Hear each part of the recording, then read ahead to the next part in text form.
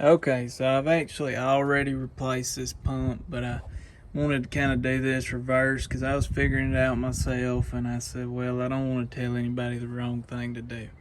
So what we're going to do to remove this pump is we'll go ahead, get a pair of pliers, remove that hose. This is what they call a banjo bolt, 17 millimeter.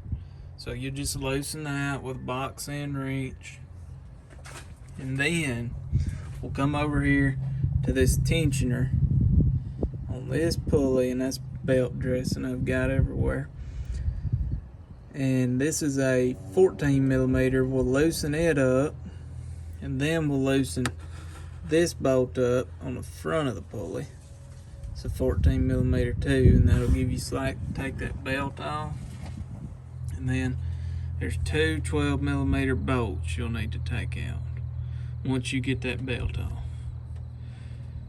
Right there. And on the bottom, let's see, there's one on the bottom right here. So to make it easier, you can go ahead and remove this pulley before you take those bolts off if you want to. So that'll have us all caught up on how to get it off. Okay, so before we put everything back together, we're going to spray this reservoir out with some breaking parts cleaner. Spray it out real good and get every bit of that residue out, and just kind of let it dry for a second. Then we'll mount that back onto the power steering pump here after we make sure we remove this plug. But I'll show y'all what bolts to remove and everything like that. Okay, so what I ended up doing is I removed these two bolts right here, and then in my case I didn't have another bolt back here, but I've got an extra and I'll be using that. And we'll take this reservoir, we'll mount it on just like that. Put your little oil around your O-ring down here after you replace it. In my case, I'll just be using a little bit of this transmission fluid. Alright, so after I got all those tightened down, just refer to your owner's manual for the torque spec. I just hand tighten them pretty good. And I'll put this pulley on now. See those teeth, they'll line up. When they line up, you'll feel it. Just press it down on there. Then I'll go in with this bolt. I'll tighten that down after I put the belt on and get this thing mounted. Okay, so coming back to the front side, I decided to leave that pulley off for just a little while I went ahead and got these bolts, these anchor bolts right here started. And I'll get this other one started on this side. It's down here after I get the belt on and mount that pulley. So I'll just mount that pulley and fiddle with this belt and get it back on. Okay, so to catch everybody up, this is what I did.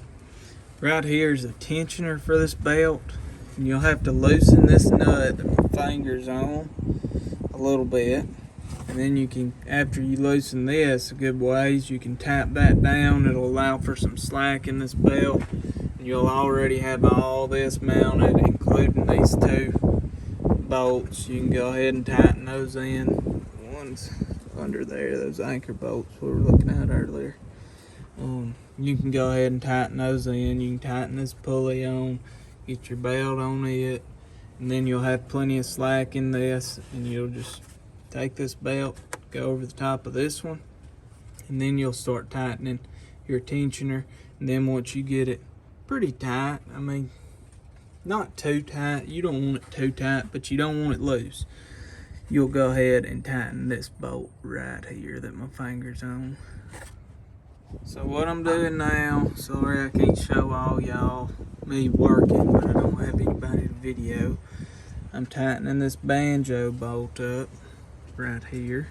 Make sure you've got your copper washer on each side, and I'll go ahead and get that tightened up, and I'll connect these two hoses to the top right here, just like they look how they go, that's how they're gonna go. And then I'll connect this hose right here. We'll go ahead and fill it up with brake fluid, automatic transmission fluid, and we'll see how it sounds.